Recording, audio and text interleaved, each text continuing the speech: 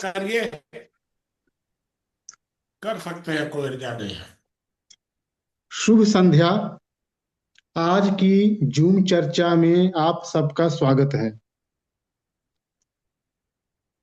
आज से हमने विषय को बदला है।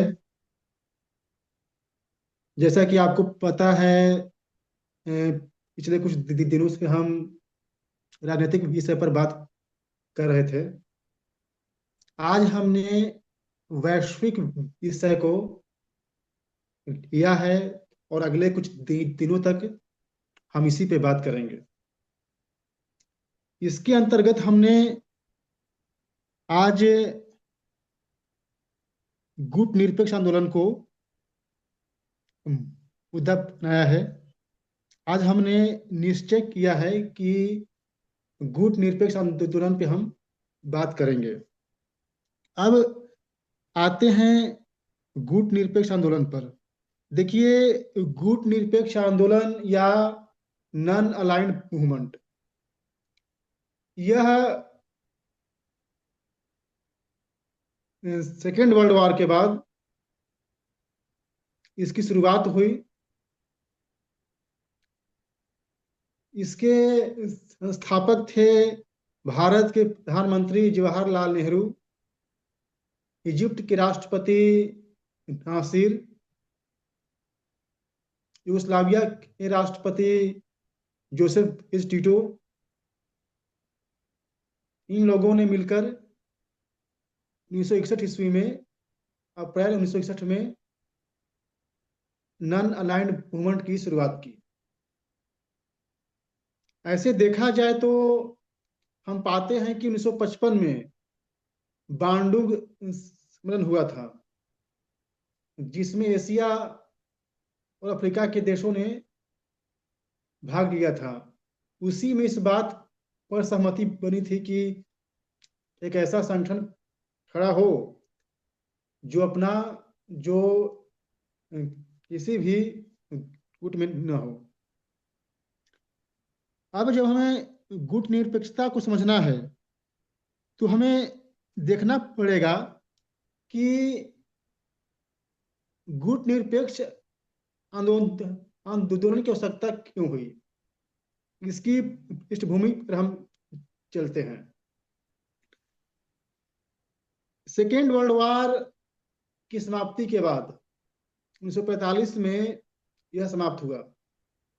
इसके बाद पूरी दुनिया दो गुटों में बट गई। पहला गुट था रूस के नेतृत्व में साम्यवादियों का, और दूसरा था अमेरिका के नेतृत्व में पूंजीवादियों का। यह उस समय की बात है जब विश्व दो ध्रुवीय था। अमेरिका और सोवियत रूस, जो उस समय अखंड था,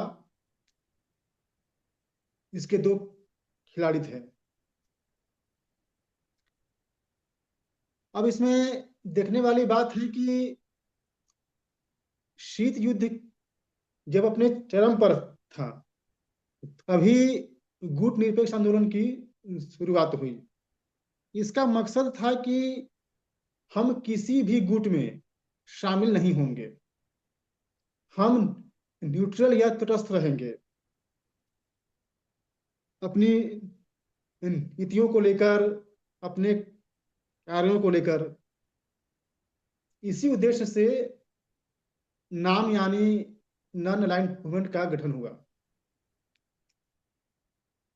देखिए, अमेरिका के नेतृत्व में पूंजीवादी व्यवस्था की शुरुआत हुई।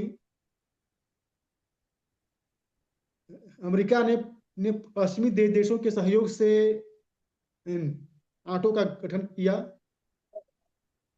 और उसके जवाब में रूस ने सीटों का गठन किया।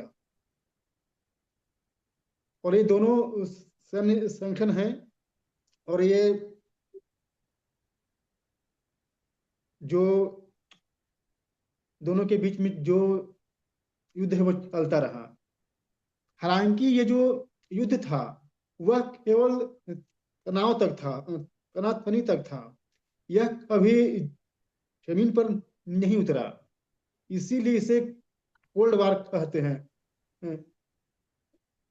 जो इसमें झगड़े थे, लड़ाइयाँ थी, वह केवल तनाव के स्तर तक थी। उसका कोई धरातल पर कोई भी नहीं पड़ा गया था। अब बात यह आती है कि इस आंदोलन से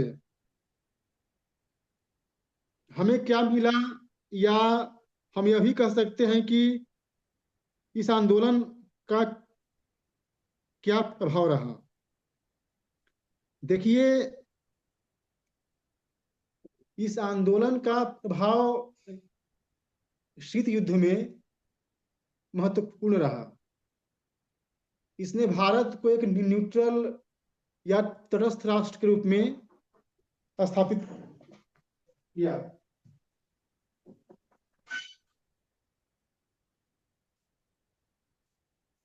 और एक अलग पहचान बनाई। लेकिन अगर आप देखें तो हम पाते हैं कि जब सोवियत रूस का विघटन हो गया 1991 में, तब शीत युद्ध की समाप्ति हुई। नई व्यवस्था में नॉन अलाइंड मूवमेंट उतना प्रासंगिक नहीं रहा, क्योंकि अब व्यवस्था बदल चुकी है। अब विश्व दो ध्रुवीय नहीं बल्कि एक ध्रुवीय हो चुका है। क्योंकि 1991 में जब सोवियत उसका विघटन होता है तो अमेरिका वर्ल्ड पावर बन जाता है। इसके अलावा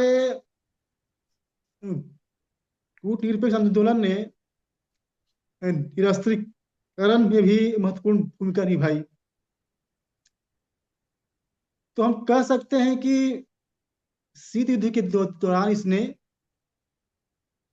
अच्छी भूमिका निभाई, लेकिन उसके बाद यह उतना प्रासंगिक नहीं रहा।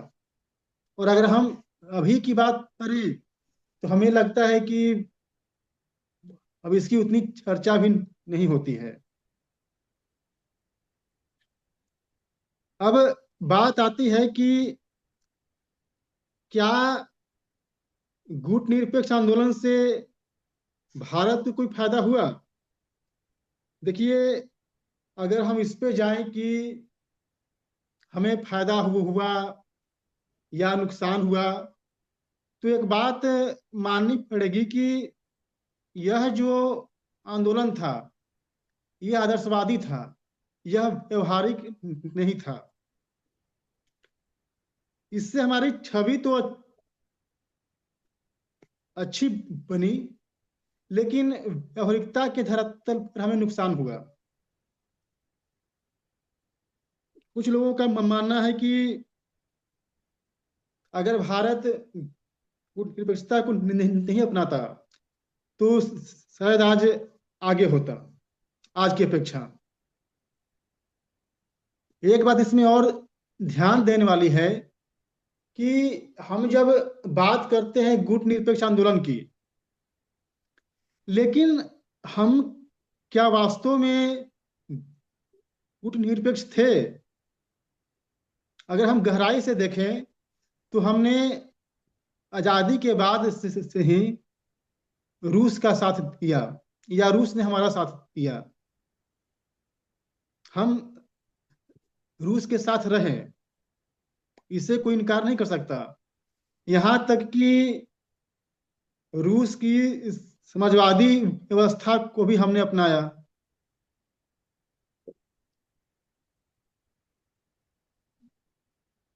अगर हम आगे देखें तो हम पाते हैं कि 1971 में जब पाकिस्तान के समर्थन में अमेरिका अपना जहाजी बेड़ा भेज रहा था, उसमें रूस ने हमारी सहायता की थी। 1965 में जब भारत पाकिस्तान का युद्ध हुआ तो ताशकंद समझौता रूस में हुआ था। अगर हम इन सभी बातों को ध्यान दे तो पाते हैं कि हम भले कूटनिरपेक्षता की बात करते थे, लेकिन हम भी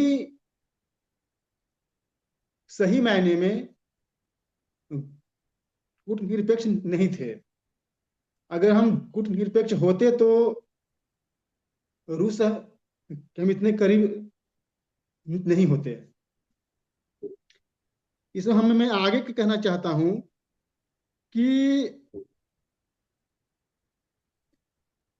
वर्तमान समय में अगर देखा जाए तो गुटनिरपेक्षता की उतनी आवश्यकता रह नहीं गई है, क्योंकि वह दौर था जब विश्व दो ध्रुवीय था। अब यहाँ पे बहुत ध्रुवीय हो चुका है। अगर हम 2025 की बात करें तो हम पाते हैं कि यहाँ शक्ति के कई केंद्र हैं। एक तरफ अमेरिका है तो दूसरी तरफ चाइना है।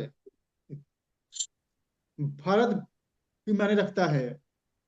इसके अलावा यूरोपियन यूनियन भी एक ताकत है।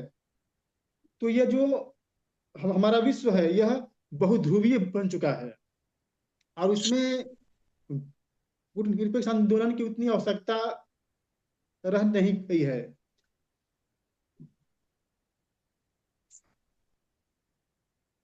इसके अलावा एक बात और ध्यान देने वाली है कि हमें यह देखना पड़ेगा कि अ, हमारी विदेश नीति आदर्शवादी नहीं बल्कि व्यवहारिक होनी चाहिए।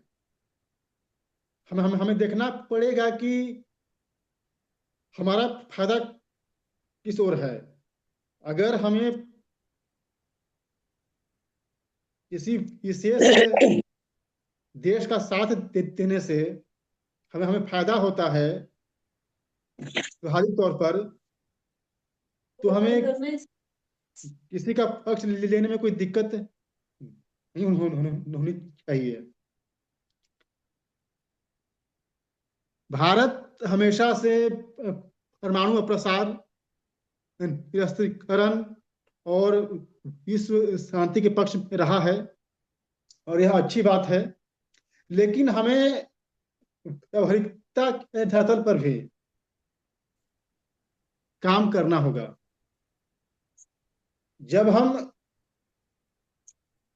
जो पॉलिटिक्स को देखते हैं तो हम पाते हैं कि हमें भी अलाइज की आवश्यकता है, और हमें किसी न किसी को अपने साथ देना ही पड़ेगा। क्योंकि आज हम चाइना हमारा शत्रु है। अमेरिका भी भले ऊपर से कितना भी कहे कि हम आपके मित्र हैं, लेकिन वो भी शत्रु है। तो हमें कहीं ना कहीं अलाइनमेंट तो बनाना ही पड़ेगा, अलाइज नहीं पड़ेंगे। और जब हम अलाइज ढूंढेंगे तो फिर ये जो कूटनिरपेक्षता है इसका कोई महत्व नहीं रह जाएगा। तो यह थी मेरी बात जो मैंने आप सबके सामने रखा नॉन अलाइंड मूवमेंट पर। आप लोगों ने मेरी बात को सुना, आप सबका धन्यवाद। धन्यवाद विपुल जी। बाकी के साथी बताएं।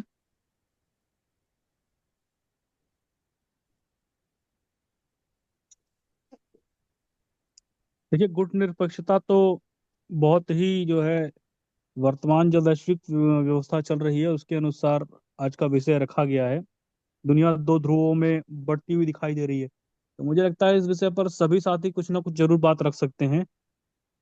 और जो हमारे नए साथी हैं, संजय कुमार तिवारी जी हैं, निशा जी हैं, आप लोगों से भी आग्रह है, या शीला गुप्ता जी हैं, आप लोग भी इस विषय पर कुछ रखें।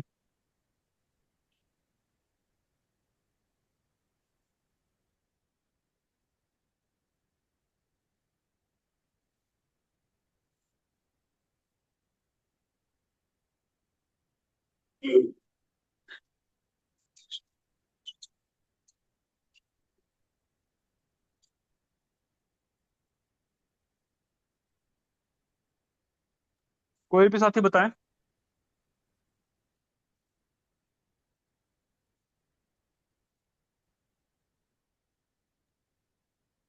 चलिए मैं थोड़ा सा इस पर रखता हूँ। देखिए, भारत एक तटस्थ देश हुआ, और भारत के साथ साथ दुनिया के कुछ और देश भी हैं जो में रहे। जैसे फिलीपींस की बात की जाए, और यूरोपियन कंट्रीज में भी कुछ कंट्रीज ऐसी हैं जो ना पूरी तरह से वेस्ट की तरफ गई, ना तो रूस की तरफ गई। यही स्थिति कुछ लंबे समय तक यूक्रेन की भी बनी हुई थी कि वो नाटो सदस्य नहीं बना, और बाद में उसे लगा कि नहीं, खतरा हो रहा है तो मुझे किसी गुट में शामिल हो जाना चाहिए, उस गुट में शामिल होने से मेरी सुरक्षा हो जाएगी। लेकिन उसके लिए वो उल्टा पड़ गया। ये गुटबाजी जो शुरू होती है, ये शीत युद्ध से भी पहले की, जब हम सेकेंड वर्ल्ड वॉर देखते हैं, फर्स्ट वर्ल्ड वॉर देखते हैं, वहीं से जो है कुछ देशों के बीच जो है ध्रुवीकरण शुरू हो जाता है। और ये जो ध्रुवीकरण था, यही जो है हमारा विश्व युद्ध का कारण बनता है। तो कुछ कुछ जो देश है वो बाद में इसमें सम्मिलित होते चले जाते हैं।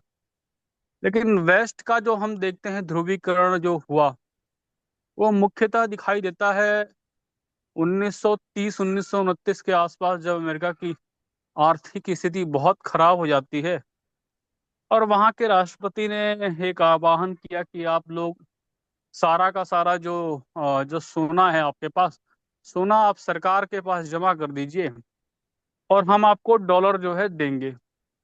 और वहां से फिर वो डॉलर देना शुरू करते हैं, और डॉलर को जो है वो इक्वल कर देते हैं सोने के। उसके बाद वो पूरे के पूरे पश्चिमी जो देश हैं, उनको भी वो कहते हैं कि आप जो है सोने के बदले जो है डॉलर लीजिए, और डॉलर में विश्व में व्यापार होगा। तो वहां से एक डॉलर की मोनोपोली शुरू होती है। और वो पूरा पूरा जो यूरोप देखेंगे आप, यूरोप के अधिकांश देखो देशों में अगर आप देखेंगे, तो अमेरिका वहां पर सेकंड वर्ल्ड वॉर के बाद एक बड़ी मदद करता है। ये जो बड़ी मदद होती है, क्योंकि दुनिया भर में वैश्विक क्षति हुई थी, इमारतें गिरी हुई थी और इंफ्रास्ट्रक्चर पूरा डैमेज हो गया था। तो उसके बाद वहां पर वर्ल्ड बैंक का गठन होता है, आईएमएफ का गठन होता है, और जो ट्रेड के लिए जो हमारा रूल्स रेगुलेशंस डिफाइन होते हैं, तो WTO वगैरह सब बनता है उस समय। और ये जब बनता है तो इसमें देखने वाली बात है, इसमें जितने भी देश हैं, वो ज्यादातर देश जो डिफाइन करने वाले हैं वो पश्चिम के ही देश थे। तो उनका गुट जो है वो वहीं से बनना शुरू हो गया था। और ये गुट सिर्फ और सिर्फ था उस समय, एक तो साम्यवादी देशों के विरुद्ध था, और दूसरा एशिया के जो कमजोर कमजोर देश हैं उनके विरुद्ध था, कि उनका शोषण कैसे किया जाए, उनके संसाधनों पर कब्जे कैसे किया जाए। तो उसके लिए नीतिगत तरीके से ये सारी संस्थाएं बनाई गई। उसके अलावा तीसरा गुट एक जो है अरब देशों में देखेंगे, मुस्लिम देशों में, वहां पर भी जो है एक शोषण के विरुद्ध, क्योंकि वो लोग भी गुलाम थे। तो वहां से रूस के द्वारा भड़काया गया उनको कि आप लोग भी जो है कम्युनिज्म का साथ दीजिए। हालांकि उनके वैचारिक या सैद्धांतिक रूप से वो बिल्कुल अलग हैं। लेकिन उस समय जो है दुनिया में दो ही लड़ाइयाँ सामने थी। एक श्रमजीवी थे, एक तरफ पूंजीपति थे। तो पूंजीवादी व्यवस्था पश्चिम की थी, और साम्यवादी व्यवस्था जो है वो श्रमजीवियों के पक्ष में खड़ी थी। और इस आधार पर उन्होंने जो है एक गुट जो है अरब देशों से भी बनाने का प्रयास किया। हालांकि उनकी धार्मिक व्यवस्था ऐसी है कि वहां पर कोई गुट बन नहीं पाया वो, या फिर वो उतने सफल हो नहीं पाए, लेकिन प्रयास वहां भी रहा। तो ये दो अलग अलग गुट गए बन गए। भारत की जब बात आती है, तो भारत जब आजाद हुआ, हम स्वतंत्र हुए, तो हमारी स्थितियां कुछ ऐसी थी, ना तो हम आर्थिक स्तर पर बहुत अधिक संपन्न थे, हमारी व्यवस्थाएं भी ध्वस्त हो चुकी थी, हमारी आवश्यकताएं भी थी कि हम विश्व व्यवस्था के साथ साथ अच्छे संबंध भी रखें, हमें प्रगति भी करनी थी। और भारत में अराजकता और हिंसा का माहौल, कई राज्यों का विलय, उनका एकीकृत, ये सारी समस्याएं भारत में थी। उस समय हम लोग किसी गुट में नहीं जा सकते थे। भारत ने एक संतुलन की नीति बनाई, और उस संतुलन की नीति में रूस जो है वो एक मित्र राष्ट्र के रूप में हमें दिखाई देता है अब तक की जो नीतियां रही हैं। अमेरिका के साथ हमारे संबंध हमेशा से अप एंड डाउन रहे हैं, क्योंकि अमेरिका भी जो है वो भी शक्ति के वर्चस्व की लड़ाई लड़ रहा है, रूस भी वही लड़ रहा है। तो ये दो ध्रुव जो बटे हुए हैं, आप जितने भी युद्ध देखेंगे, यूक्रेन का युद्ध देख लीजिए, अफगानिस्तान का युद्ध देख लीजिए, सीरिया का युद्ध देख लीजिए, आपको पूरी दुनिया में दो धड़े दिखाई देंगे। एक धड़े में आपको रूस दिखाई देता है, एक धड़े में आपको अमेरिका दिखाई देता है। बाकी सब उसकी कठपुतलियां हैं, उसका बैटल ग्राउंड है।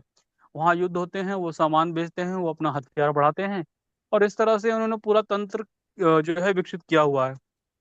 भारत की स्थिति पहले की तुलना में बहुत सही हुई है।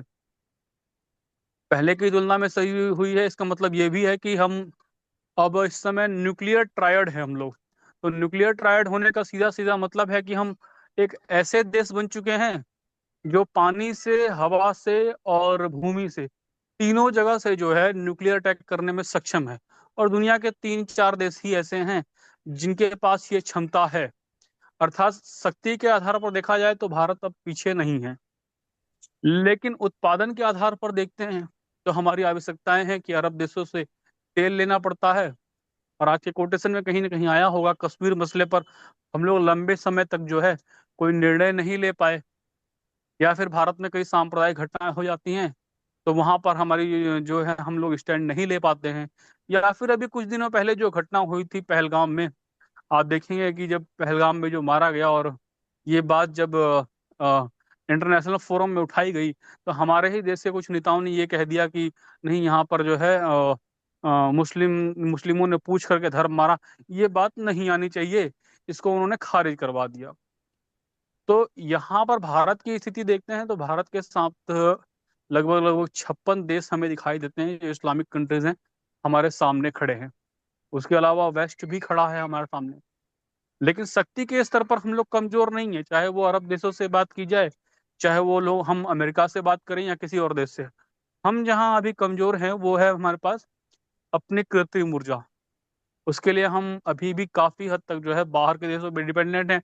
अब धीरे धीरे हम लोग जो है हम लोग रूस से और अमेरिका से भी हम लोग परचेस कर रहे हैं।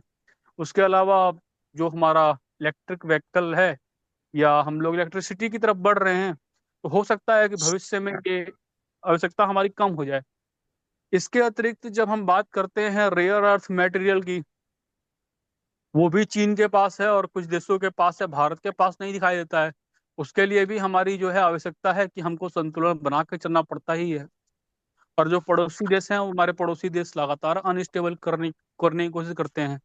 तो भारत अभी जो हमारी जो नीति है वो तटस्थ है बिल्कुल। जैसे आप यूक्रेन के मामले में देखेंगे तो यूक्रेन के मामले में भी भारत ने यही स्टेटमेंट दिया, पीस डिप्लोमेसी और डायलॉग, अर्थात हम लोग किसी के पक्ष में नहीं है, शांति के पक्ष में हैं, और इसका समाधान ऐसे ही निकाला जाना चाहिए। लेकिन लंबे समय तक यह नीति रहे तो घातक होती है। अर्थात हम लोग कहीं बैलेंस नहीं बना पा रहे हैं। ऐसी स्थिति हो जा रही है कि बीच में घंटी टंगी हुई है, उसको कोई भी आके बजा के चला जाए। तो कहीं ना कहीं हमको स्टैंड तो लेना पड़ेगा। और मुझे लगता है कि धीरे धीरे हम उस स्टैंड की तरफ बढ़ रहे हैं, क्योंकि सबसे महत्वपूर्ण चीज होती है वह है सैन्य शक्ति। और आर्थिक शक्ति भी हम लोग बन ही गए हैं, धीरे धीरे आगे बढ़ रहे हैं। तो इस परिस्थिति में भारत की स्थिति पहले की तुलना में तो बहुत अच्छी हुई है। लेकिन अभी भी हमारा जो स्टैंड है वो पीस डिप्लोमेसी और डायलॉग इसी तरफ चल रहा है। तो हो सकता है कि लंबे समय में हमें इसके एडवांटेज भी मिले, क्योंकि 2047 का लक्ष्य रखा है विकसित भारत का। पर मुझे लगता है कि उस वो स्थिति न भी हो तो भी 2034-35 तक हमारी स्थिति जो है तो दुनिया के कई देशों में इतनी मजबूत हो जाएगी कि शायद हम लोग जो है डी डॉलराइजेशन की बात करना शुरू कर देंगे। या ब्रिक्स में जिस तरह से डॉलर को चुनौती देने की बात की गई, तो जब तक डॉलर की मोनोपोली है, किसी के तेल की मोनोपोली है, कहीं रेयर अर्थ मटेरियल्स की मोनोपोली है, तब तक जो है हम लोगों की मजबूरी है कि हम लोग निरपेक्ष बने रहें। अन्यथा भारत को जो है मुझे लगता है कि अपना स्टैंड जो है क्लियर करना चाहिए, कम से कम जो है हिंसा के मामले में तो बिल्कुल। मैंने अपनी बात रख दी है, बाकी के साथी बताएं।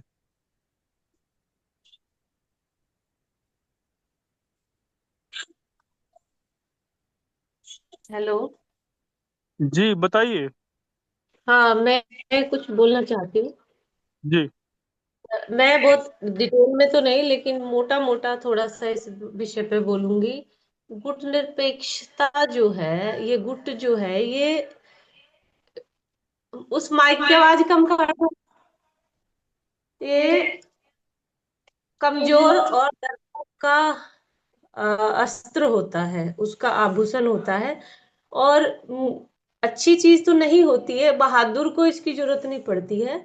लेकिन आज का जो समय, जो वैज्ञानिक जो युग है, वैज्ञानिक युग जो आया, और विज्ञान का मतलब मैंने जो समझा, विनाश के अलावा मुश्किल ही कुछ है। क्योंकि यदि हम ये सोचें कि भाई हम बहुत विकसित हो गए हैं, हमारे पास आज सारे साधन हैं, आज रोड अच्छे हैं, मतलब एयरप्लेन की व्यवस्थाएं हैं, समय के हिसाब से हम बहुत आगे हो गए, अंतरिक्ष तक चले गए हैं हम, हमारे मकान पक्के हो गए हैं, हमारे पास गाड़ियां हैं, टेक्नोलॉजी है।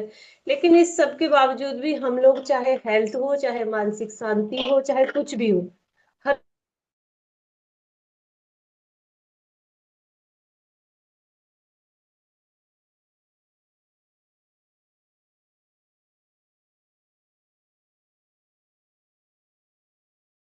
रोकने के लिए, उसको कंट्रोल करने के लिए, कहीं ना कहीं ये जो गुड पॉलिसी है, ये इसने बहुत अच्छा काम किया है। क्योंकि अगर ये ना होता तो हो सकता है कि शायद जो अमेरिका ने किया जापान के साथ, वो भविष्य में दोबारा दोहराया गया होता। लेकिन वो दोहराया गया इसीलिए नहीं है कि ये जो गुड पॉलिसी जो चल रही है, ये शायद कहीं ना कहीं इसको रोके हुए है। और हर देश डरता है, और डर के कारण ही खुद को सुरक्षित रखने के लिए एक दूसरे की आड़ लेता है। और एक और बिंदु आया, जो पंडित नेहरू वाला। पंडित नेहरू भारत को तीसरा, विश्व में तीसरा गुट बनाने में सफल नहीं हुए। ये बहुत अच्छा हुआ, क्योंकि वो रहते तो हो सकता शायद भारत बिक जाता और भारत गुलाम हो जाता। जिस तरीके से उन्होंने कश्मीर को अंतरराष्ट्रीय स्तर पर ले जाके, भारत का एक छोटा सा स्टेट जिसको अंतरराष्ट्रीय मुद्दा बना दिया, और अपनी एक छोटी सी समस्या का समाधान करने में जो प्रधानमंत्री असक्षम था, और उसने दूसरों को इतना वो दे दिया, उसी के कारण हम हमेशा परमाणु प्रसार संधि से दूर रहे। हम संयुक्त राष्ट्र संघ के सदस्य नहीं बन पाए, नेहरू जी के कांग्रेस के कमजोर पॉलिसीज, विदेश नीतियों के कारण। तो ये बहुत अच्छा रहा कि नेहरू और कांग्रेस अपने उस चीज में भारत को तीसरे, विश्व के तीसरे गुट में, स्वतंत्र गुट सिद्ध करने में या सफल करने में सफल नहीं हो पाए, बना पाने में। बाकी गुट अच्छी चीज नहीं होती है, शायद बहादुर के लिए नहीं होती है, लेकिन उसने अच्छा काम किया हुआ, अभी तक रोका हुआ, विश्व में विनाश को रोका हुआ है, मुझे ये लगता है। बस मेरी बात समाप्त हो गई।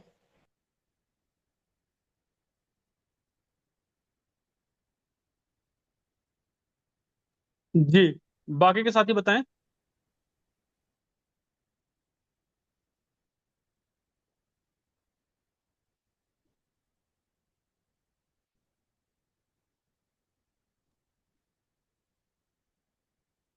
हाँ, नमो नमो। जी बताइए आदरणीय। धन्यवाद। जो नए साथी हैं वो भी थोड़ा अपनी बातों को रखना शुरू करें। बताइए मंगला प्रसाद जी।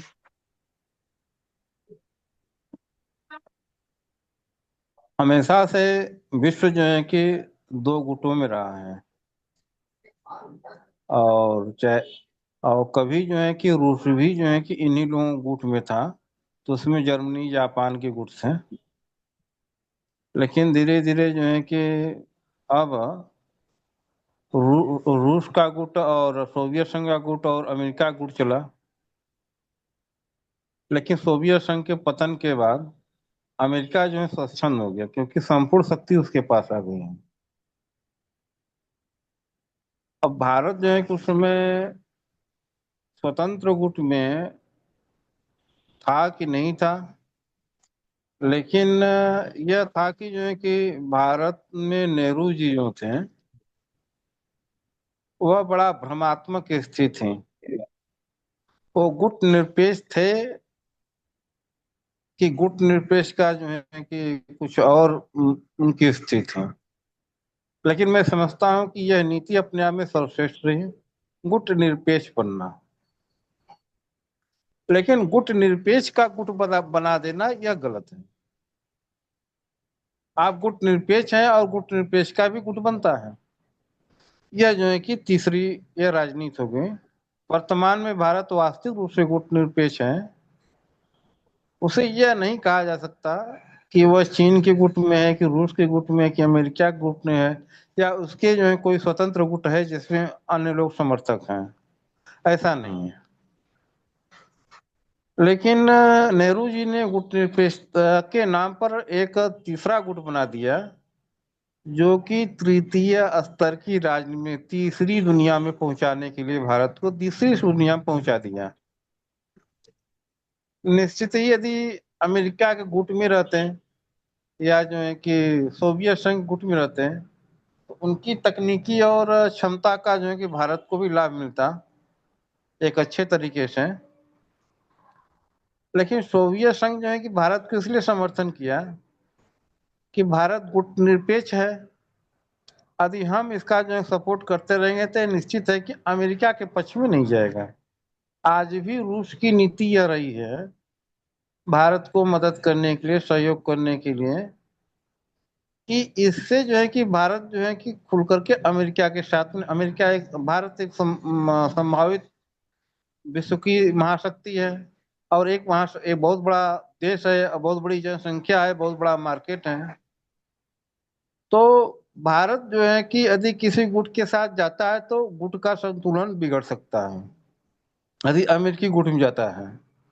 तो इस नाते रूस जो है कि भारत को हमेशा सपोर्ट करता रहा।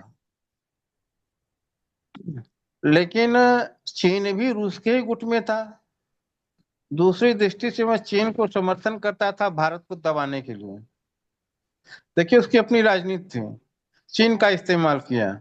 लेकिन सोवियत संघ के पतन के बाद रूस खुद ही चीन से कमजोर पड़ गया। अब उसका अपना गुट क्या है, लेकिन फिर भी जो है कि सैन्य शक्ति के मामले में आज भी जो है कि अमेरिका के बाद यदि किसी का नाम आता है तो रूस का ही नाम है। चीन तीसरे नंबर पर, भारत चौथे नंबर पर है।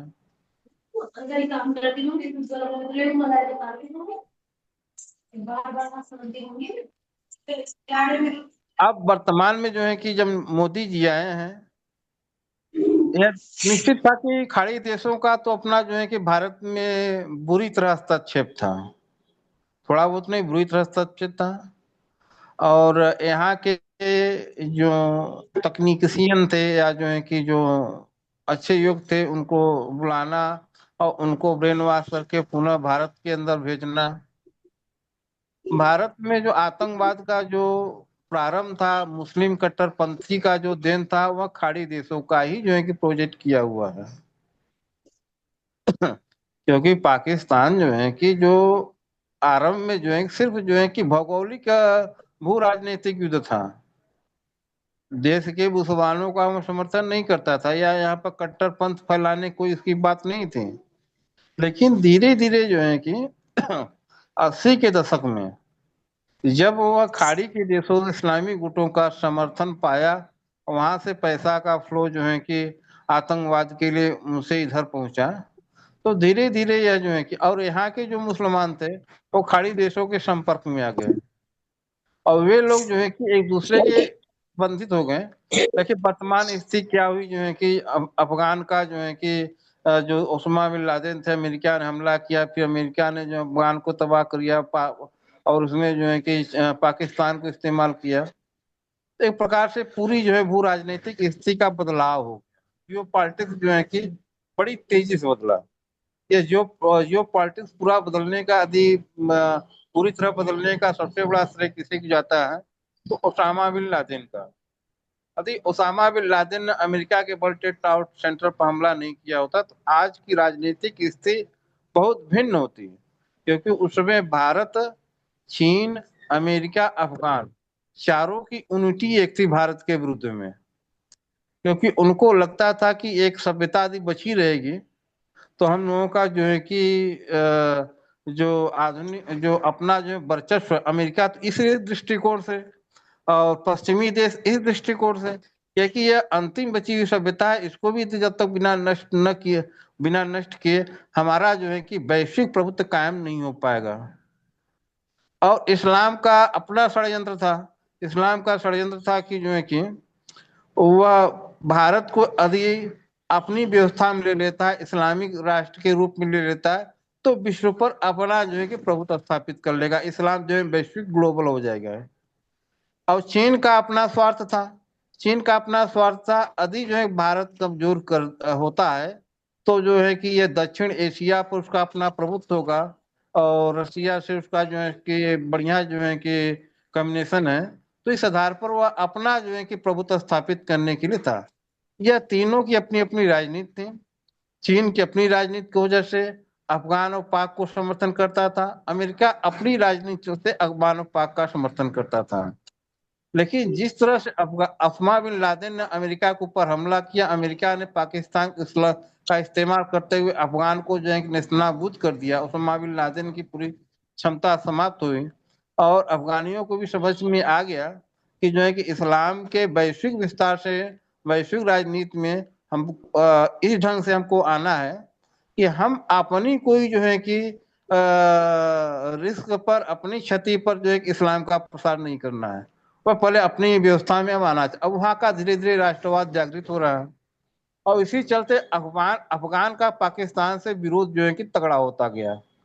आज जो है कि यह स्थिति है कि अफगानिस्तान और पाकिस्तान युद्ध में जो है कि स्थिति में है, और अमेरिका की वजह से यूनिटी अलग थलग पड़ गई है। चीन भी अकेले कुछ कर नहीं सका अमेरिका की व्यवस्था को, और इसीलिए जो है कि धीरे धीरे बड़ी तेजी से बदला, और बाद में चल करके नरसिम्हा राव ने जो अर्थव्यवस्था की नई धार दी, अटल बिहारी वाजपेयी ने जो नई अर्थव्यवस्था की धार दी, उसका यह प्रभाव पड़ा कि दोबारा मनमोहन सिंह और इनका कार्यकाल आते आते जो है कि भारत जो है आर्थिक रूप से संपन्न हो गया। उसमें 25 टन सोना गिरवी रखा गया था। आज तो 30-40 टन 50 टन सोना डेली जो है कि लेन देन करते थे। कभी कभी 25-30 टन सोना जो है कि बेच देते हैं। जब अभी दाम सोने का बहुत बड़ा था तो भारत ने 30 टन सोना बेचा और तड़ से दाम गिर गया। अब फिर सोना खरीदने की तैयारी। अब तो 25-30 टन सोना तो बहुत मामूली बात हो गई अब भारत के लिए। अब 880 टन के करीब जो है कि गोल्ड स्टॉक भंडार हो गया। अब जो है कि 65 लाख करोड़ जो है कि भारत की विदेशी मुद्रा भंडार है। तो कुल मिलाकर कई सालों तक जो है कि स्वतंत्र रूप से जो है कि कोई भी जो है कि अपना युद्ध छेड़ सकने के सामर्थ्य रखने की स्थिति में आ गया है। अब यह है, अब तेल गैस के विकल्प में जो है कि हाइड्रोजन का जिस ढंग से, और सबसे बड़ी बात है इतनी तेजी से जो है कि खनिज चीजों का जो है कि खोज चल रही है। और सऊदी अरेबिया को लग रहा था कि $100 बैरल तेल है और हम बड़ी तेजी से विकास करेंगे। $1 ट्रिलियन का जो है कि अपना एक प्रोजेक्ट चलाया था नया मेगा सिटी बनाने के लिए। जब अब पेट्रोलियम $60 के नीचे चला गया, उसकी हालत खराब हो गई है इस समय सऊदी अरब की। उसका प्रोजेक्ट जो है कि बहुत बड़ा प्रोजेक्ट है, दुनिया का सबसे बड़ा प्रोजेक्ट है, उसका फंस गया। क्योंकि अब सिर्फ जो है कमाई, अब खर्चा करना है, उसी की व्यवस्था में व्यस्त हो गया सऊदी अरब। और हाइड्रोजन का तब तक जो है कि, और दूसरी बात जो है कि अब धीरे धीरे जो है कि तेल का चरम, खपत का चरम अपने आप में बहुत जल्दी पहुंच करके फिर नीचे आने वाला है। और नए इतने अधिक जो है खोज किए गए तेल भंडार मिलते जा रहे हैं, इसके वजह से अब खाड़ी देश खुदे रक्षात्मक पहलू में, अब इस्लाम के लिए जो है कि जो पाकिस्तान को सपोर्ट, खुला सपोर्ट था, वो धीरे धीरे बैक होता जा रहा है। कुल मिलाकर के इसमें भारत की स्थिति बहुत अच्छी है, इसका लाभ उठाना चाहिए। और चाहे तो यदि थोड़ा सा कड़ा नेतृत्व करने वाला व्यक्ति होता तो इसमें वर्तमान स्थिति का लाभ लेकर के जो पीओके है वो अधिकृत कर सकता है, और जो है कि सारी समस्याओं को तड़ से हल करके जो है कि सारी व्यवस्थाओं को अपने आप में सेल्फ में आने की इसमें स्थिति है। लेकिन यह है कि कोई ऐसा दृढ़ संकल्प करने वाला नेता होना चाहिए, और इसके लिए जो है कि हम चाहते हैं कोई ऐसा नेता हो। इसी के साथ अपनी बात समाप्त करता हूँ। धन्यवाद। धन्यवाद मुसा प्रसाद जी। संजय कुमार तिवारी जी, आप कुछ बोल रहे हैं? जी सर जी, हम कुछ 2-3 बिंदु पर अपनी बातें रखना चाहते हैं। जी बताइए आदरणीय। प्रथम चीज तो मेरा ये मानना है कि गुट निरपेक्षता जैसी बात केवल एक छलावा है, क्योंकि वैश्विक परिदृश्य पर देखने पर यदि आप किसी गुट का सदस्य हो सकते हैं या गुट के नेतृत्वकर्ता हो सकते हैं।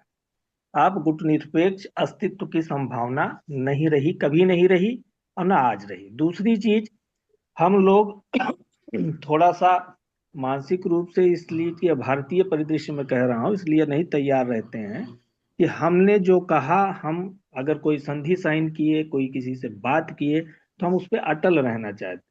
विश्व परिदृश्य पे हम देखते हैं कि अवसरवादिता खूब है। एक युग था कि जर्मनी जापान अगर शक्ति के केंद्र थे, तो द्वितीय विश्व युद्ध के दौरान ध्रुव विरोधी भी एक गुट में समा गए।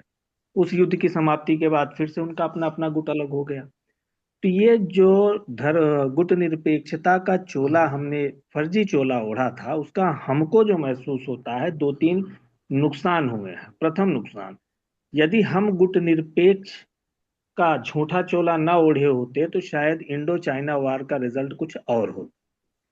और यदि हम गुट निरपेक्षता का चोला न ओढ़े होते, रिसर्च का विषय है, मेरा आकलन नहीं है, मेरा सोचना है कि अगर हम गुट निरपेक्षता का झूठा आवरण न ओढ़े ओढ़े होते तो शायद हमारी विकास की दशा कुछ और होती।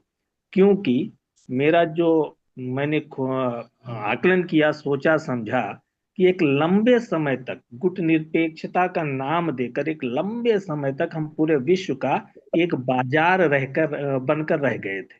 बाजार, विश्व के सहयोगी या सहभागी नहीं बन पाए थे, क्योंकि गुट निरपेक्षता हमको बाजार बनाकर छोड़ दी थी, जिससे कि हमारी विकास दर ना तो उस स्तर पे पहुंची और ना ही हमारी क्रियाकलाप उस स्तर पे पहुंचे कि हम किसी गुट का नेतृत्वकर्ता बन सके।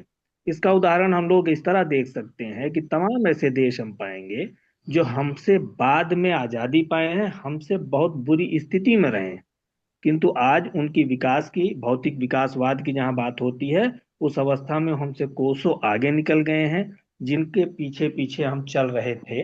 अब स्थितियां बदली हैं, अब कुछ अवसरवादिता हमको दिख रही है हमारी जियो पॉलिटिकल राजनीति में।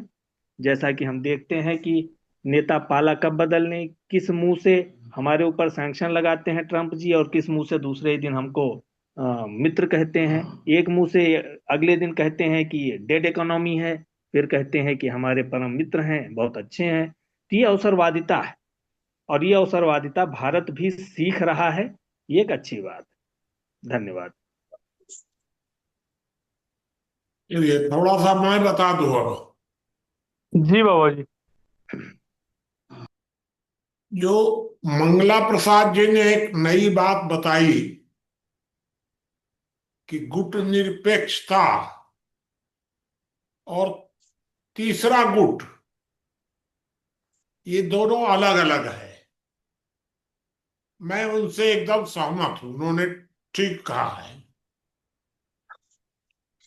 नेहरू जी के कार्यकाल में भारत तीसरा गुट बना रहा था, गुट निरपेक्ष नहीं था।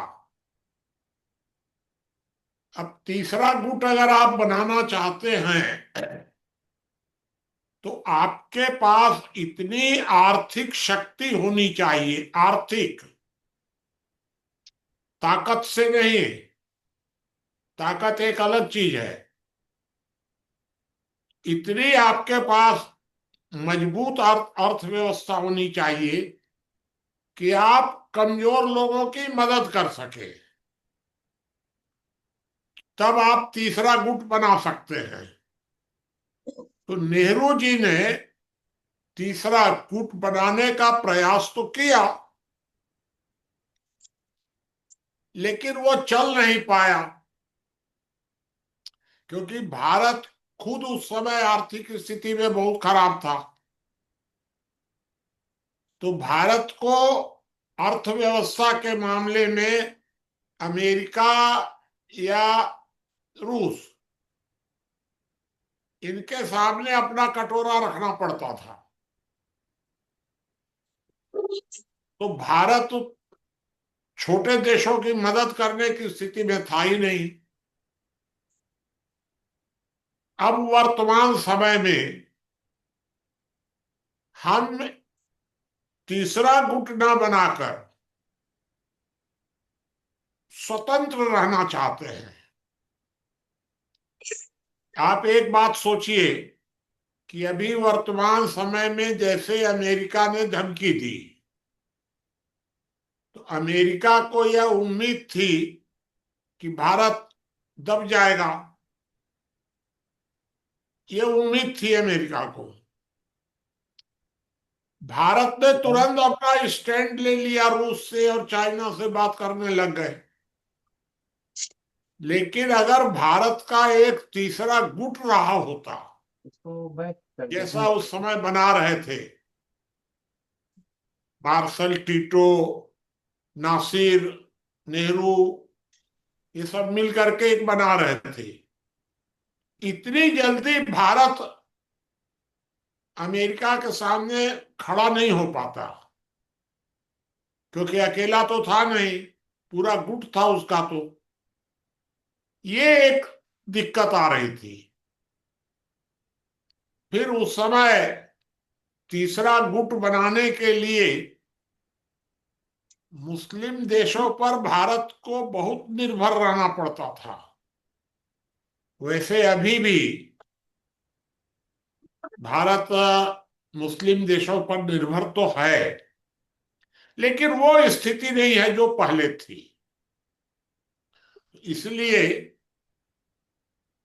एक माने स्वतंत्र रहना और तीसरा गुट बनाना, इन दोनों बातों में बहुत अंतर है। मंगला प्रसाद जी ने ठीक दिशा पकड़ी थी। एक प्रश्न उठाया अभी संजय तिवारी जी ने कि चाइना बाद में स्वतंत्र हुआ, एक समान भारत और चाइना की स्थिति थी, भौगोलिक स्थिति और सब। चाइना इतना आगे बढ़ गया भारत की तुलना में। इसका एक कारण है, एक सिद्धांत है सीधा कि अगर तानाशाही होगी तो विकास बहुत तेज गति से होता है। चाइना में तानाशाही रही रूस से भी ज्यादा, और तानाशाही के कारण चाइना इतना विकास कर पाया। कभी वहां हड़ताल नहीं होनी है, कोई आंदोलन नहीं होना है, वहां गरीब लोगों को जेल में बंद कर दीजिए, खाना दीजिए, काम लीजिए, कोई बोलने वाला नहीं है। क्योंकि चाइना एक तरह से जेल है, बाहर के लोग उसको देख नहीं सकते, जितना दिखाएगा उतना ही आपको देखना है। तो ऐसी स्थिति में चाइना अगर विकास करता है तो कोई आश्चर्य की बात नहीं है। भारत की स्थिति तो एकदम विपरीत है उससे। आप एक बात सोचिए कि अभी अमेरिका ने चाइना को दबाने की कोशिश की और चाइना ने अमेरिका का सोयाबीन खरीदना बंद कर दिया। अगर भारत इस तरह बंद कर देता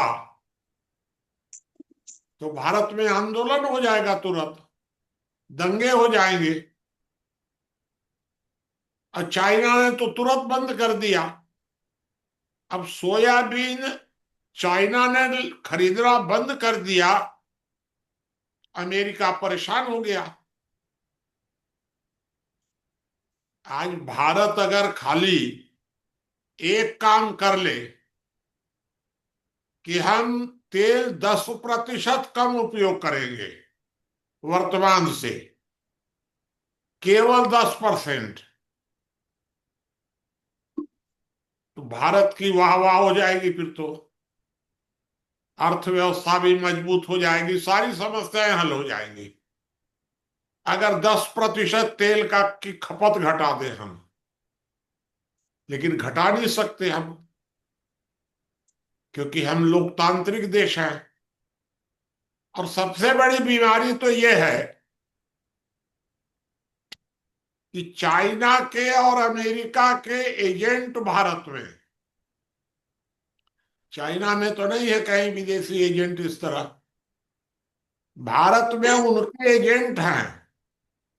उन लोगों से धन प्राप्त करते हैं गुप्त रूप से, और धन लेकर के वे लोग भारत में आंदोलन करते हैं कि बिजली न बने। कोई आप बिजली का कोई काम करके देख लीजिए, तुरंत विरोध शुरू हो जाएगा, जंगल डूब जाएगा, पेड़ कट जाएंगे, तो शुरू हो जाएगा तुरंत। कोई कारखाना आप आराम से लगा ही नहीं सकते। अगर कोई आप उत्पादन करेंगे तो तुरंत शुरू हो जाएगा, क्या तो ये ग्राम सभा का है, 5वीं अनुसूची में है, ये 6वीं अनुसूची में है। कोई कारखाना आप लगा करके देख लीजिए, तुरंत नाराबाजी शुरू हो जाएगी, जल जंगल जमीन आदिवासियों का है। चाइना में तो पता ही नहीं है कौन आदिवासी कौन गैर आदिवासी। इस तरह भारत में पेशेवर लोग चाइना के पक्ष में या विदेशों के पक्ष में भी यहाँ कोई उत्पादन नहीं होने देंगे, कोई कारखाना नहीं लगने देंगे।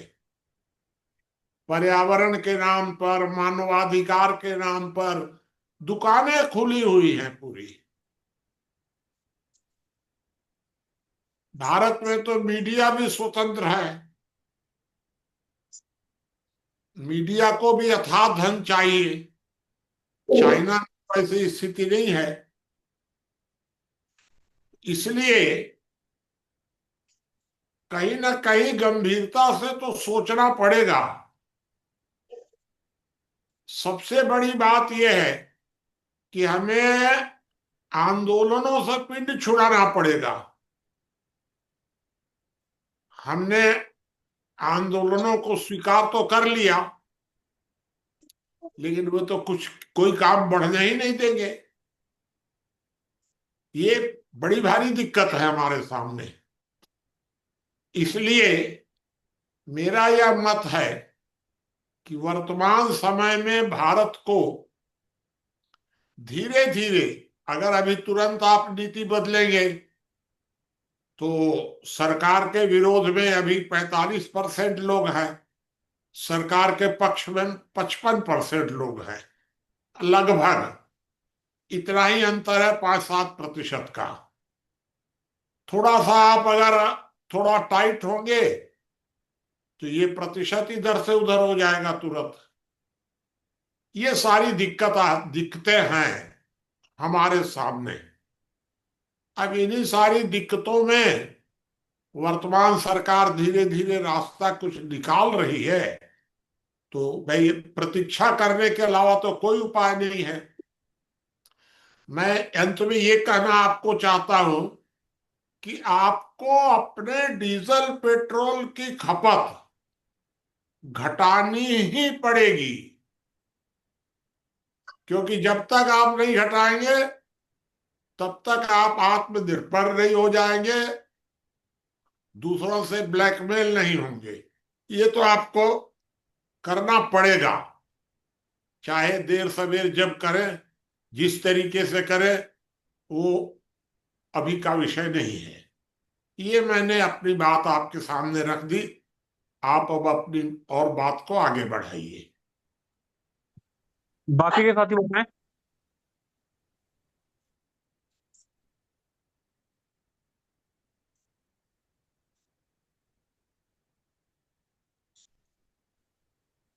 नरेंद्र जी, आप कुछ रखिए।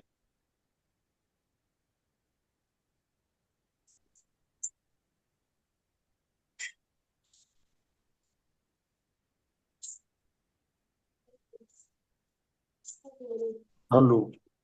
जी बताइए आदर्श।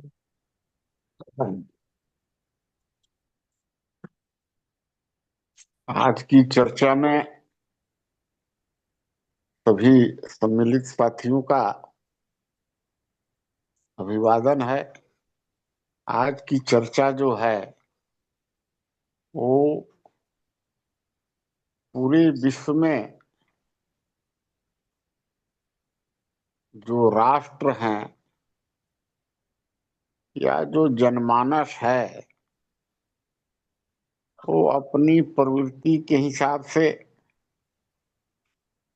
अपनी सक्षमता के हिसाब से, अपनी स्वार्थ और वर्चस्व के हिसाब से इधर किधर बट करके और अपना आर्थिक लाभ और अपना वर्चस्व कायम करने पर अपना नीति जो है बनाते रहते हैं और उस नीति पर कार्य करते रहते हैं। तो इस पर जो है काफी बात जो है सो आई है, चर्चा हुआ है। तो हम बराबर चर्चा करते ही हैं कि भाई एक लोकतांत्रिक समुदाय है जो लोकतंत्र को मानता है, एक जो है साम्यवादी समुदाय है, एक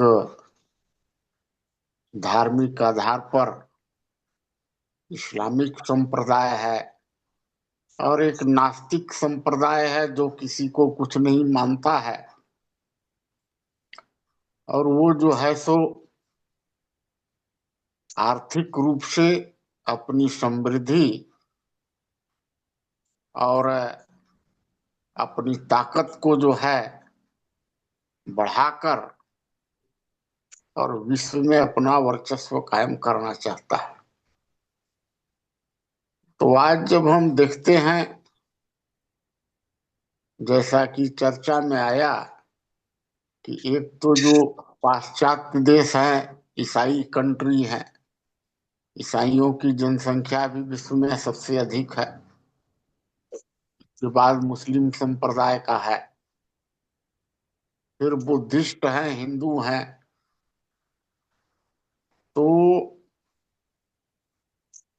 जो इस्लामिक जितने भी कंट्री हैं वो अपना एक गुटनिरपेक्ष अपना जो है सो से बनाए हुए हैं संस्था, और उसका नेतृत्व जो है वो अमेरिका, फ्रांस, उधर जर्मनी है, इटली है, ये सब जो है सो, लेकिन अमेरिका ही मुख्य रूप से जो है सो हावी रहता है। और तकनीकी के माध्यम से भी बहुत आगे होने के कारण और युद्ध शस्त्र जो है उसकी क्षमता से आगे होने के कारण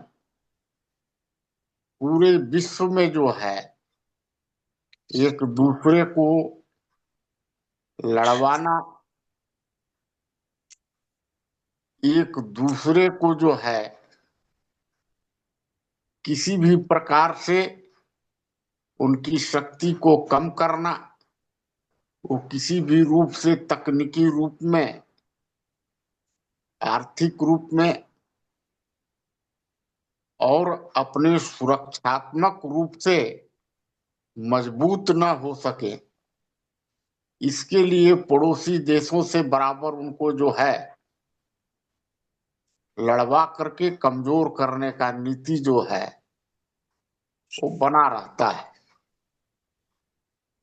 और इसमें जो है साम्यवादी देश का जो एक गुट है ये भी काफी जो है मजबूत है। रसिया है या चीन है या उत्तर कोरिया है, ये भी जो है युद्ध शस्त्र में काफी मजबूत हैं और समृद्ध भी हैं। अब इसमें जो हमारा देश था,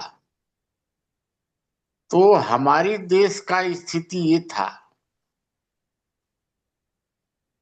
कि जब ये आजाद हुआ तो जब प्रधानमंत्री के रूप में या कांग्रेस का शासन रहा तो कुछ रहा नहीं, उसको ना अपने आत्मविश्वास था ना अपनी आत्म क्षमता थी। वो केवल जो है पाश्चात्य देशों का जो है, अमेरिका का या ब्रिटेन का, इस सब का पिछलग्गू टाइप के बना रहा। इस पिछलग्गू में जब आदरणीय इंदिरा गांधी जब प्रधानमंत्री बनी, इनको जब अमेरिका में कुछ आत्मसम्मान को ठेस लगा, तब जो है एक बार रसिया के मदद से और जब बांग्लादेश को आजाद करवाया, तब जाकर के भारत कुछ जो है सामने दिखा। लेकिन फिर भी जो है आगे जब चलता रहा तो कांग्रेस की शासन फिर आई, तो नरसिंहा राव के समय में ऐसा स्थिति था कि विदेशों से कोई कर्ज देने वाला नहीं था। भारत की स्थिति इतना दयनीय हो गई थी, जो कि चर्चा में भी आया कि जब सोना जो है गिरवी रखा गया, तब कहीं जो है तो कुछ आर्थिक रूप से अपना चलते रहा। अब इसके चलते जो है एक डरा हुआ सहमा हुआ नेतृत्व रहा, और अगर चाइना कुछ करता है तो चलो कुछ भूभाग ले लिया, उसको भी मटिया देना है। देश में अगर साम्यवादी ताकत, नक्सलवाद या किसी प्रकार का देश में भड़का करके और कल कारखाना उसके विकास में बाधक बन रहे हैं, तो उसको भी सरकार जो है नजरअंदाज कर रही है। विश्व संप्रदाय से कहीं से जो है फ्लूइड आ करके और इसको अशांत या इसकी स्थिरता को खतरा पैदा कर रहे हैं, तो उसमें भी सरकार जो है वो किसी प्रकार का स्टेप लेने का, इसका अंदर से उनमें ताकते नहीं है कि वो जो है किसी कर सकते हैं। बाहर से खूब दिखाते हैं लेकिन अंदर से वो काफी। लेकिन वही राष्ट्र है आज, कुछ बदला नहीं है, और विश्व की पांचवी शक्ति चौथी शक्ति हो गई। पूरा जो है सैन्य क्षमता इतना मजबूत हो गया कि आज विश्व की चारों तरफ जो है, मतलब अगर भारत से या राष्ट्र से किसी प्रकार का अगर कुछ करना है तो एक बार उनको सोचना पड़ता है कि हाँ, भारत के विषय में हम कुछ गलत सोच रहे हैं या गलत दिशा में जा रहे हैं। देश तो वही है, देश तो दूसरा नहीं है, लेकिन जो नेतृत्व करने वाले की जो क्षमता थी या उनकी जो बौद्धिक ताकत थी या उनकी जो सोच था, उनका जो विचार था, उनमें जो है किसी गंभीरता नहीं थी। आज जो है हमारा राष्ट्र जो है वो किसी से भी न किसी के, अच्छा हमारा जो संस्कृति है वो भी ऐसा नहीं है, हम न भाई किसी का लूटेंगे और न हम लुटाएंगे। अगर हमारा कोई चीज लुटाता है तो हम इसकी सुरक्षा भी डट के करेंगे। इसमें सबसे भारी जो बाधक है वो सारा चीज है वो पेट्रोलियम पर डिपेंड हो गया। चाहे वह रेल चलना हो, चाहे वह बस चलना हो, चाहे वह जहाज चलना हो, चाहे वह फैक्ट्री चलना हो, चाहे कारखाना चलना हो, उद्योग चलना हो, और आपके पास वो चीज था नहीं। तो जब से सरकार आई तो उसने जो है सौर ऊर्जा जो है, आज भारत दूसरे नंबर में, पहला स्थान में सौर ऊर्जा बनाने में।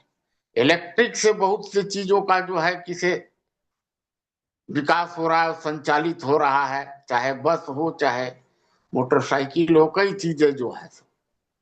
अब इससे जो है धीरे धीरे पेट्रोलियम पर जब निर्भरता समाप्त हो रहा है, कुछ बचत हो रहा है। आज जो है अगर देश में अगर चाहे तो बहुत मात्रा में पेट्रोलियम बच सकता है। हमें आधा किलोमीटर सब्जी लेने जाना होता है, आधा किलोमीटर स्कूल है, आधा किलोमीटर ऑफिस है, तो सारे आदमी बिना कार से, मोटरसाइकिल से, स्कूटी से नहीं जा सकते हैं 10 डेग पैदल जो है। अगर इसको देश के प्रति सोच करके और थोड़ा थोड़ा बचे तो हम समझते हैं कि कितनी पेट्रोलियम का बचत हो जाएगा, और स्वास्थ्य का भी सुधार होगा, और मेडिकल का भी बचत होगा, दवाओं से भी बचत होगा। आज हमारी सरकार जो है तकनीकी के रूप में पेट्रोलियम पर अपनी निर्भरता कम कर रही है। जो मेडिकल है, दवाइयां जो है, जो कि विदेशों की दवाओं पर सारी निर्भरता था, जो कि हमारी बहुत से आर्थिक जो रूप में वो खींच करके और ले जाते थे हमारी जो है कमाई को, उससे जो है कि से हमें धीरे धीरे निजात मिल रहा है। हमारी जो तकनीकी है वो अब तकनीकी पर खर्च हो रहा है, ताकि जो है हम नए नए चीजों का आविष्कार कर सके और हमारी आत्मनिर्भरता जो है वो बढ़ सके। आज पहले जो है अकाल में हम लोग देखे होंगे कि जो दर्रा आता था और दूध आता था अमेरिका से, और सोयाबीन का उधर से तेल आता था, मतलब इतनी स्थिति खराब थी। आज हम कृषि के रूप में आत्मनिर्भर हैं, तो उनसे हमारी कोई आवश्यकता नहीं है।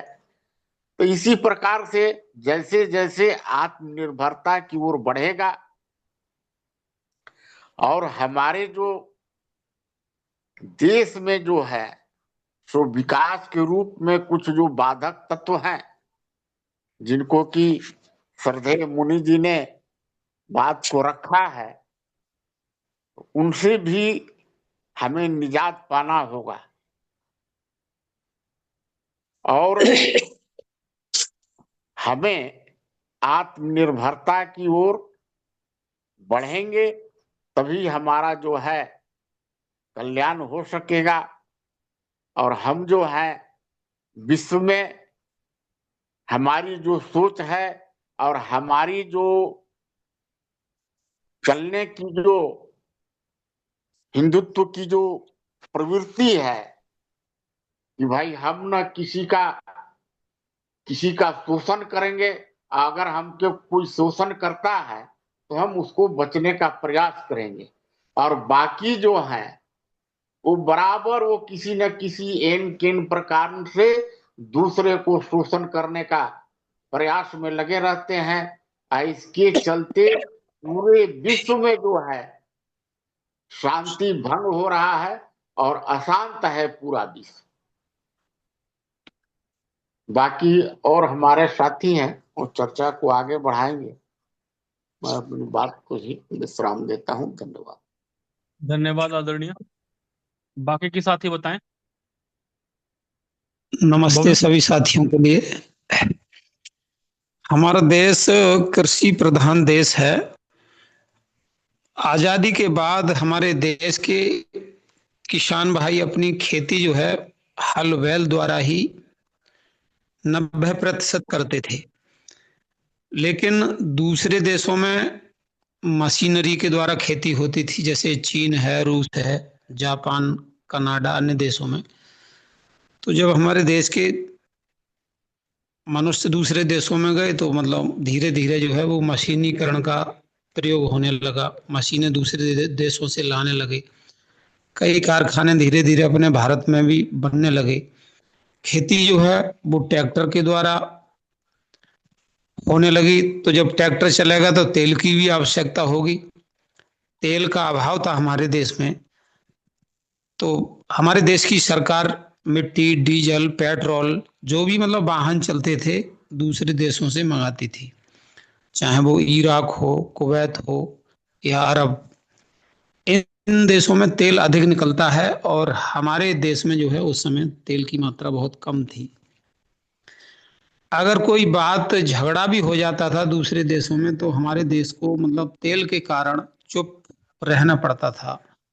मतलब एक प्रकार से भारत जो है वो उस बात को बर्दाश्त करता। तो अब धीरे धीरे हमारे देश में जो खेती का कार्य है, किसान भाई जो खेती करते हैं वो हल बैल तो समाप्त हो गए। किसी गांव में एक आध किसान करता होगा खेती बाड़ी बैलों से, वरना मशीनरी के द्वारा जो है खेती हो रही है। पहले एक बीघा में एक कुंटल अनाज निकलता था, अब एक बीघा में 4-5 कुंटल पैदा होता है, क्योंकि समय से पानी मिलता है, खाद मिलती है। लेकिन जो हमारी जमीन की उर्वरा शक्ति है वो समाप्त होती जा रही है, क्योंकि न खेतों में जो है जो गाय बैलों का खाद, गोबर का खाद मिलता था वो अब नहीं मिल रहा। और हमारी जो है मतलब एक प्रकार से जो अनाज पैदा होता है यूरिया के, डाई के द्वारा, वो मतलब नुकसानदायक है। तो बात चल रही थी मतलब तेल की समस्या जो थी वो हमारे भारत में अब सॉल्व हो चुकी है। वो समस्या राजस्थान में भी मतलब कई तेल के कुएं बन गए और दूसरे राज्यों में भी मतलब तेल के कुएं सरकार ने बनाए, और मतलब जो भी तेल की समस्याएं हैं वो धीरे धीरे समाप्त होने लगी हैं। अब हमें दूसरे देशों से तेल बहुत कम मंगाना पड़ रहा है, क्योंकि कुछ कार्य विद्युत मतलब बिजली के द्वारा हो रहे हैं।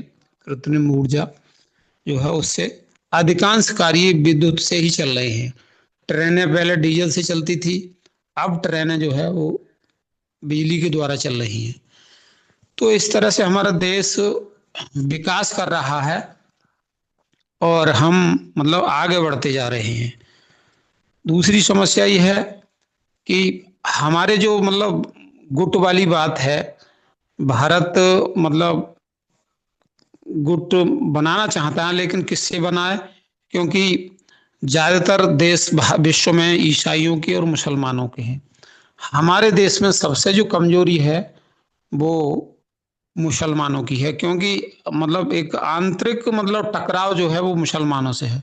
और जिस देश में मतलब वो दूसरे देशों की मदद करना चाहते हैं मुस्लिम, तो ये सबसे बड़ी कमजोरी है अपने देश की। किसी भी घर में अगर कोई लड़ाई होती है, उस घर वाले जो है अगर मतलब एकता नहीं होती है उनमें, तो वो कमजोर पड़ जाता है, चाहे वो घर हो, देश हो, राज्य हो, स्टेट हो, कोई भी हो। तो सबसे बड़ी कमजोरी हमारी जो है वो ये है, क्योंकि शत्रु हमारे देश में ही खुद तैयार हैं, जो हमें खाने के लिए, हमारी पतन करने के लिए हर तरह से मतलब दूसरे देशों की मदद करेंगे समय आने पर, और हमारा वो विनाश करेंगे। तो सबसे बड़ी कमजोरी जो है हमारे देश में वो ये है, क्योंकि ये जो दूसरा पक्ष है मतलब मुस्लिम हैं, वो ही हमारे शत्रु बने हुए हैं, इसलिए हम कमजोर हैं। लेकिन वीटो पावर जो हमारे देश को मिली है विश्व स्तर पर, तो इस तरह से हमारे मतलब जो भी मतलब शक्ति, जो भी ताकतवर यंत्र बनाए जा रहे हैं भारत में, तो हमें मतलब ऐसा आभास हो रहा है कि भारत जो है किसी भी देश से झुकने वाला नहीं है, चाहे वो चीन हो या अमेरिका हो, क्योंकि अब वीटो पावर जो है वो भारत के पास मतलब हो चुकी है। क्योंकि विश्व में जितने बार देश हैं 85% देशों ने भारत की तरफ जो है मतदान किया, और भारत धीरे धीरे जो है वो अग्रसर हो रहा है। बस इतना ही बोलूंगा। जी धन्यवाद। बाकी के साथी बताएं। हेलो। जी आदरणीय बताइए। काफी अच्छा चर्चा चल रहा है, मगर जो गुट निरपेक्षता, भारत इस गुट में रहा, उस गुट में रहा, हम पहले देखते हैं कि आखिर ये दो गुट बने क्यों, आखिर गुट का जन्म क्यों हुआ। तो हम इसका अभ्युदय ये देखते हैं कि प्रथम विश्व युद्ध के लमसम समाप्ति के कगार पे था। उस काल में रसिया जो है, वहाँ राजशाही सत्ता का अंत हुआ और जो है इनका साम्राज्यवादी सत्ता स्थापित हुआ। वहां से ही धीरे धीरे जो है एक अपना गुट खड़ा किए है यूएसएसआर के नाम पर। 1922 में इनका संगठन खड़ा हो गया। तब तक रसिया के वो मजबूत होता चला गया था और अमेरिका उतना शक्तिशाली नहीं था तब तक, और रसिया का प्रभाव बढ़ता गया। शुरू शुरू प्रथम में 7 कंट्रियां थे, लोग 7 देश मिल करके, है ना, सोवियत संघ का स्थापना किए। बाद में बढ़ने लगे संख्या, इनको धीरे धीरे क्षेत्र बढ़ता गया। 1930 के आसपास में एक मित्र भी बता रहे थे, 1930 के आसपास में जब अमेरिका की चिट्ठी में, तो अमेरिका ने एक चाल चली, अपने कंट्री का जितने लोगों का सोना था वो गवर्नमेंट के रिजर्व में डलवा लिया, बदले में उनको मुद्रा जारी कर दिया डॉलर, और आगे से बोला कि हम आपको गोल्ड जारी करेंगे। इसी बीच में 1939 में सेकेंड वर्ल्ड वॉर प्रारंभ हो गया। अब अभी तो इतिहास ये दिखता है कि सेकेंड वर्ल्ड वॉर में अमेरिका ने, हेलो हेलो, आवाज आ रही है? आ रही है, हाँ बोलिए हाँ अपना। हाँ। सेकेंड वर्ल्ड वॉर में अमेरिका जो है वो रसिया के साथ रहा उसी तरह।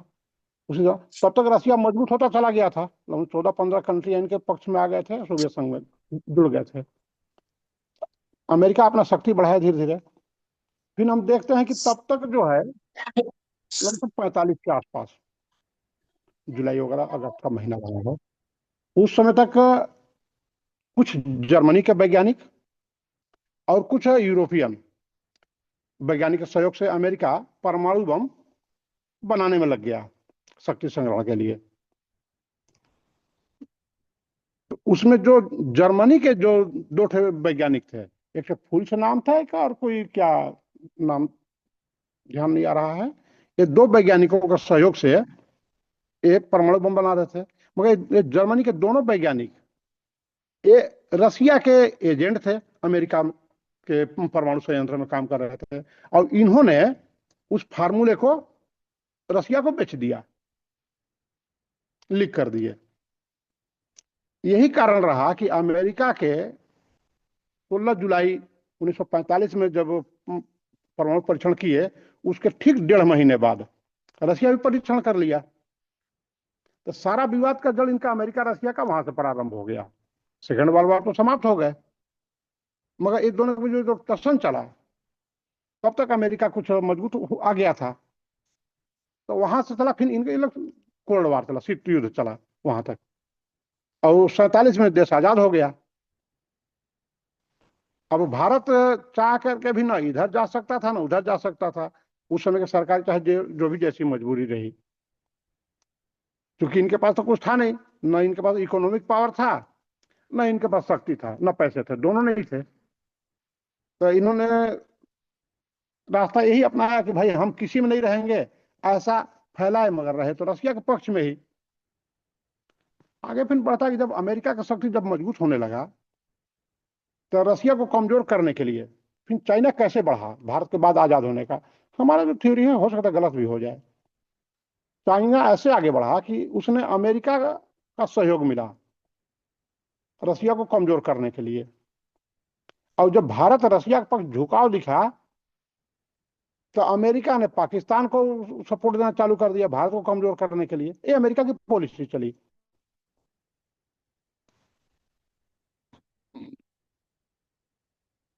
बाकी जो रहा, भारत में भाई लोकतंत्र था, और चाइना में तो मुनि जी बताए ही कि वहाँ भाई अलग टाइप का तंत्र था, तो मेहनत भी किया, मगर बैक सपोर्ट उनको अमेरिका का बहुत ज्यादा मिला, जिसके चलते चाइना को जो है डेवलप करने में काफी सहयोग मिला।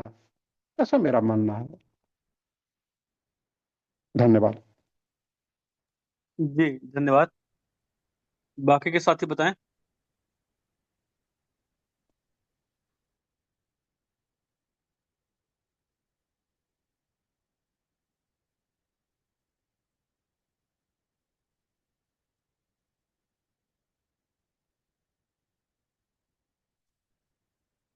विपुल जी, कल का विषय क्या रहेगा? भैया मैं इसमें एक बात जोड़ना चाहती हूँ, दो दो बिंदु। बताइए। अभी जो श्रीमान जी बोल रहे थे, अभी ये पिछले वक्ता जो भी रहे हैं, वो उन्होंने जो एक बात बोली चीन के बारे में, तो चीन के संबंध में मैं ये बोलना चाहती हूँ कि द वॉल ऑफ चाइना, ये बहुत बड़ा इसका वो रहा चीन के मजबूत होने में और उसके विकास में, सुरक्षा में। और वॉल ऑफ चाइना जो दीवार बनी, उसकी हिस्ट्री जो मैंने पढ़ी थी, वो बहुत ही मतलब सच में चीन, मोनी जी ने जैसे कहा, चीन एक जेल से कम नहीं है। तो एक एक ये बात मैं जोड़ना चाहती थी कि उसके मजबूत होने में। और एक श्रीमान मोहन गुप्ता जी ने जो बात कही, वो बहुत अच्छी बात है। उन्होंने जो बात कही कि हम 1-2 किलोमीटर के लिए, आधा किलोमीटर के लिए जो अपना मतलब चाहे तो पैदल चल सकते हैं, ये एक बहुत बड़ा योगदान राष्ट्र हित में हम सबका हो सकता है। ये चीजें छोटी छोटी दिखती हैं, लेकिन छोटी छोटी चीजें ही बड़े बड़े मतलब बड़ा बड़ा सफलता दिलाती हैं। हम लोग बंगाल में गए थे, शांति निकेतन। तो वहाँ रविन्द्रनाथ टैगोर जी का जो यूनिवर्सिटी है शांति निकेतन, वहां गए थे। वहां हमने देखा वहां के जो प्रोफेसर हैं, वो भी साइकिल से आते जाते हैं, 2 किलोमीटर, 3 किलोमीटर, 1 किलोमीटर। तो स्टूडेंट से लेके, छात्राओं से लेके शिक्षक और सब लोग जो भी वहां के हैं, सब लोग साइकिल का उपयोग करते हैं, जिससे प्रदूषण नहीं फैलता है और स्वास्थ्य भी ठीक रहता है और शरीर फिट रहता है। तो इस बारे में हम सबको चिंतन करना चाहिए। उन्होंने बहुत इंपॉर्टेंट बात बोली, बस मैं ये बोलना चाहती थी। जी ठीक है। किसी साथी को कोई प्रश्न है या कोई बात है तो बताएं, अन्यथा मीटिंग को समाप्त करेंगे। नहीं, इसमें हम एक लाइन कहना चाहेंगे। जी। अभी जो नेताजी ने कहा, ये बात थ्योरिकल सुनने में कानों को अच्छे लगते हैं, पर भारत ऐसे लोकतांत्रिक देश में जहां भीड़ तंत्र हो, जहां 500 रुपए और 300 रुपए में लोग रैलियां करने जाते हैं किसी पार्टी की ओर से, आज 500 दीजिए, भाजपा में भीड़ चली जाएगी, कल 500 देंगे, कांग्रेस में भीड़ चली जाएगी।